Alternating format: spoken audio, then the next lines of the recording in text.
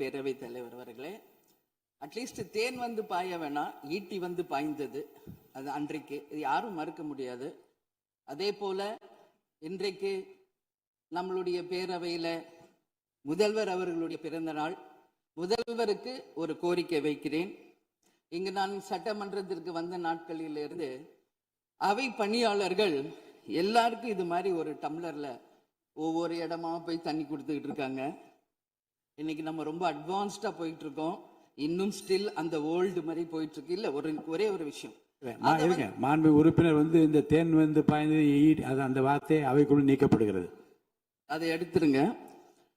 அடுத்ததுங்க, இது மாதிரி கொடுக்கறது ஒன்லி கிளீன்லினஸ் ஒண்ணு. அவை பணியாளர்களுக்கு நிறைய வேலை இருக்கு. ஒவ்வொரு டேபிளா அவங்க தவழ்ந்து கொடுக்கறது நமக்கே பார்க்கறதுக்கு ஒரு மாதிரி இருக்கு.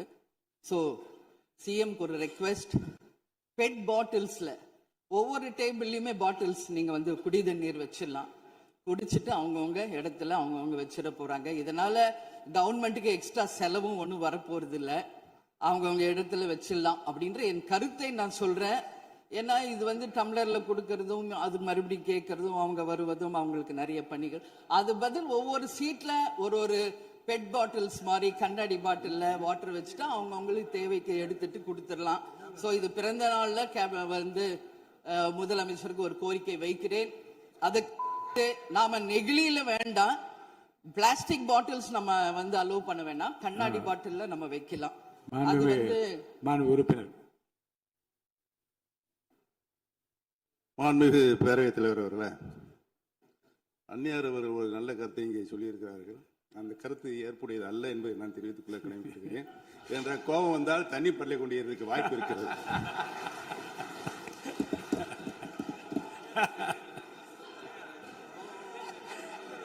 உறுப்பினர் பேசலாம். இப்போ தண்ணி பாட்டில் தான் வீசணும் கிடையாது, டம்ளர்ல கூட வீசி அடிக்கலாம். உறுப்பினர் ஒரு நிமிஷம். தலைவர் அவர்களே, நம்முடைய மாண்புமிகு முன்னாள் முதலமைச்சர் அண்ணன் ஓபிஎஸ் அவர்கள் ஒரு நிலையை குறிப்பிட்டு அதை எரிவதற்கான தண்ணி பாட்டில் எரிவதற்கான வாய்ப்பு இருக்கிறது என்று சொன்னார்கள். ஒருவேளை அவருடைய தனிப்பட்ட அனுபவத்தின் காரணமாக அதை அவர்கள் இங்கே குறிப்பிடுறாரா என்பதை நான் அறிய விரும்புகிறேன். மாண்பு உறுப்பினர், ஏன்னா காலையில இருந்து ரொம்ப காரசாரமாவே போயிட்டு இருந்துச்சு. அதனால ஒரு ஹாப்பியா நம்மளுடைய முதல்வர் பிறந்த நாள்ல எல்லாரும் சந்தோஷமா இன்னைக்கு நம்ம அவையை செய்வோம். சோ பாட்டில் தான் வீசணும்ன்றது இல்ல. வன்முறைக்கு வேண்டும் என்றால் இங்க எவ்வளவோ இருக்கு, எது வேணாலும் வீசலாம். பட் நம்ம எண்ணம் அது கிடையாது. நிச்சயமாக தண்ணீர் என்றாலே பிரச்சனை தான் போல இருக்கு. அது காவேரி தண்ணீரா இருந்தாலும் டாஸ்மாக் தண்ணீரா இருந்தாலும் அது ஒரு பிரச்சனையா தான் இன்னைக்கு மக்கள்கிட்ட இருக்கு. உறுதியாக காவேரியிலும் சரி மேகதாதுலும் தமிழ்நாடு சட்டமன்ற உறுப்பினர் மட்டும் இல்ல, யாரும் அதற்காக விட்டு கொடுக்க போவதில்லை என்பது உறுதி. இன்னைக்கு நம்ம முதல்வர் அவரும் புதிதாக முதல்வராக இருக்கிறார். கர்நாடகா முதல்வரும் முதல் முறை முதல்வராக வந்திருக்கிறார். கேரள முதல்வரும் முதல் முறை முதல்வராக வந்திருக்கிறார்கள். சோ 3 முதலமைச்சர்களும் ஒன்று நட்பு ரீதியாக பேசி இந்த பிரச்சனைக்கு தீர்வு காணலாம். அப்படி இல்லை என்றால் அவங்க சொல்றது கேட்கலன்னா பக்காவா நம்ம சட்ட ரீதியாக ரொம்ப ரொம்ப பழமையான ஒரு விஷயத்தை அன்னைக்கு நான் சொன்ன மாதிரி பேசிக்கிட்டே தான் இருக்கிறோம்.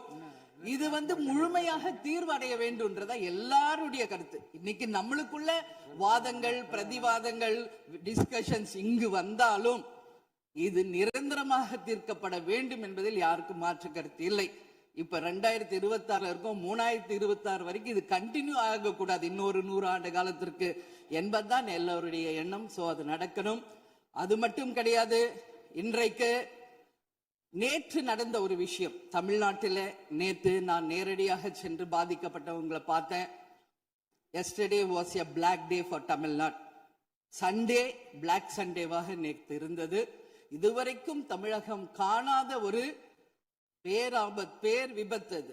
இன்னைக்கு பேரிடர் எவ்வளோ பிரச்சனைகள் இருந்தாலும் ஒரு அமோனியா தாக்குதல்ல இத்தனை பேர் பாதித்தது தமிழக வரலாற்றில் முதல் முறை.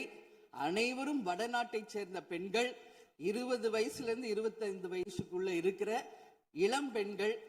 அவங்கள நேரா பார்க்கும்போது மிக மிக மனசுக்கு கஷ்டமாக இருந்தது. என்ன ஃபேஸ்ல பாக்குறோம், உதடு காது மூக்கு எல்லாம் ப்ளீட் ஆயிட்டே இருக்கு. அப்போ டாக்டர்ஸ் அங்க எக்ஸ்பிளைன் பண்ணாங்க, இங்க வெளியே நம்ம என்ன பாக்குறோமோ அதுதான் இன்னர், அதாவது லங்ஸ் இதை பற்றி ரொம்ப விரிவான விளக்கத்தை எல்லாம் அமைச்சர் அளிச்சுட்டாங்க. இதை சுருக்கமா அதை நான் பார்த்தேன், சரியானதுதான். நீங்க மேற்கொண்டு அதை பற்றி பேச ஆளுநர் உரைக்கு நன்றி தெரிவிக்கிற கருத்துக்கு வந்திருக்க நீங்க. கண்டிப்பாக. அதனால நான் நினைச்சேன் இன்னைக்கு ஒரு நிமிஷம் அவங்களுக்காக நம்ம மௌன அஞ்சலி செலுத்துவோம் என்று நான் எதிர்பார்த்தேன். இருந்தாலும் பரவாயில்லை. சோ அவங்களுக்கு நான் நேத்தே சொன்னபடி முதலமைச்சர் அவர்கள் 2 லட்சம் ரூபாய் கொடுத்திருக்கார். உடனே அமைச்சர்கள் போய் பார்த்தாங்க. அதெல்லாம் பாராட்டுக்குரிய விஷயம். ஆனாலும் ஏழ்மை குடும்பத்துல இருந்து வந்திருக்காங்க. சோ கன்சிடர் பண்ணணும்னு சொல்லி நான் கேட்டுக்கிறேன். உரிய சிகிச்சை தரப்படுகிறது. அவங்க பிழைப்பது நிச்சயம் கடவுள் கையில இருக்கிறது. சோ எல்லாரும் அவங்களுக்காக ப்ரே பண்ணுவோம் சொல்லி இந்த நேரத்துல நான் கேட்டுக்கொள்கிறேன். ஒரு பெண்ணா அந்த பெண்களை பார்க்கும்போது என்னால் அதை ஏற்றுக்கொள்ள முடியலை. அதனாலதான் சபையில் அதை நான் பேசுகிறேன். அதே போல இன்னைக்கு முதல் முறையாக மற்ற சப்ஜெக்ட் எல்லாம் பேசிட்டு இருக்கேன். என்னுடைய தொகுதியை பற்றி இதுவரைக்கும் நான் பேசவே இல்லை.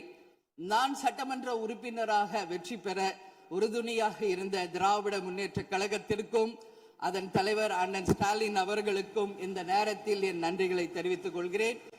விருதாச்சலம் தொகுதி 2006 புரட்சி கலைஞர் கேப்டன் அவர்கள் முதல் முறையாக வெற்றி பெற்று ஒரு சரித்திர சாதனை படைத்த தொகுதி. மீண்டும் அந்த தொகுதியிலேயே என்னை வெற்றி பெற செய்த விருதாச்சலம் தொகுதி மக்களுக்கு என்னுடைய மனப்பூர்வமான நன்றிகளை இந்த அவையிலே தெரிவித்துக் கொள்வதில் பெருமை அடைகிறேன். அதே போல அந்த விருதாச்சலம் தொகுதி மக்களுக்கு நான் என்னைக்கும் உண்மையாக இருப்பேன், நேர்மையாக இருப்பேன் என்பதையும் இந்த நேரத்தில் தெரிவித்துக் கொள்கிறேன். அவைத்தலைவர் அவர்களே, இதுல விருதாச்சலம் தொகுதிக்கு தேவையான அத்தனை விஷயங்களும் நான் எழுதியிருக்கேன். அவை நேரத்தை நான் அதிகம் ஏற்றுக்கொள்ள எல்லாருக்கும் வாய்ப்பு தரணும் அப்படின்றதுனால ஒரு 3 பாயிண்ட் மட்டும் சொல்றேன். முடிந்த பிறகு இதை உங்க நேரடியா உங்க கையில் நான் தருகிறேன். அதை நீங்கள் எடுத்து தீர்மானமாக நிறைவேற்றி தரணும்னு சொல்லி கேட்டுக்கிறேன். விருதாச்சலம் ஒரு மாவட்டமாக அறிவிக்கப்பட வேண்டும் என்று ஒரு நீண்ட நெடிய கோரிக்கை பல ஆண்டுகளாக இருக்கிறது. அதுதான் அங்கு எல்லா மக்களினுடைய விருப்பம். அதை நீங்கள் முதல்வர் அவர்களும் அவைத்தலைவர் அவர்களும் கவனத்தில் கொண்டு விருதாச்சலத்தை ஒரு தனி மாவட்டமாக அறிவிக்க வேண்டும் என்பதை இந்த நேரத்தில் நான் சொல்கிறேன். அதே போல பீங்கான் தொழிற்சாலை மற்றும் கல்லூரி தமிழ்நாட்டில் வேறு எங்குமே கிடையாது. அது விருதாச்சலத்துல மட்டும்தான் இருக்கு. கவர்மெண்ட் அந்த ஃபேக்டரியும் சரி, ஒரு காலேஜும், பட் ரொம்ப ரொம்ப ஒரு நலிவுற்ற நிலையில் இருக்கிறது. சோ அதை நீங்க கட்டாயமாக மிகப்பெரிய அளவுல டெவலப் பண்ணி அதன் மூலம் வேலை வாய்ப்பையும் அதே நேரத்தில் எக்ஸ்போர்ட் பண்றதுக்கும் கட்டாயம் அரசு நிச்சயம் எங்களுக்கு ஒத்துழைக்க வேண்டும் என்பதை கேட்டுக்கொள்கிறேன். விவசாயம் நிறைந்த பகுதி, அங்கு குடிதண்ணீர்ல மாசு இருக்கிறதுனால நிறைய மக்களுக்கு கிட்னி பாதிக்கின்ற ஒரு நிலைமை இருக்கு. சோ அங்க கூட்டு குடிநீர் திட்டத்தை கொண்டு வர வேண்டும். மரவள்ளி கிழங்கு, மக்காச்சோளம், நெல், கரும்பு இவைதான் அங்கு அதிகமாக விளைகிறது. சோ விவசாயிகளுக்கு முழு கடன் தள்ளுபடி செய்து விவசாயிகளுக்கு எல்லா விதத்திலும் இந்த அரசு உறுதுணையாக இருக்கணும் சொல்லி நான் கேட்டுக்கிறேன். அதே போல டெல்டா பிரச்சனை மட்டும் கிடையாது, இது தமிழ்நாடு பிரச்சனை. நம்மளுடைய நீர் ஆதாரம் எல்லாருக்கும் கிடைக்க வேண்டும் என்றும் கூறி, இது அவை முடிந்தவுடன் இதை உங்களிடம் சமர்ப்பிப்பேன். இதை நீங்கள் ஏற்று இதை கட்டாயம் நிறைவேற்றி தர வேண்டும் தொகுதிக்காக என்று கேட்டுக்கொண்டு, எல்லாருக்குமே இந்த நேரத்தில் இந்த அவையில் பேச வாய்ப்பு கொடுத்த அவைத்தலைவர் அவர்களுக்கும் இன்று பிறந்தநாள் காணும் முதல்வர் அவர்களுக்கும் என் நன்றிகளை தெரிவித்துக் கொண்டு அமர்கிறேன். நன்றி, வணக்கம்.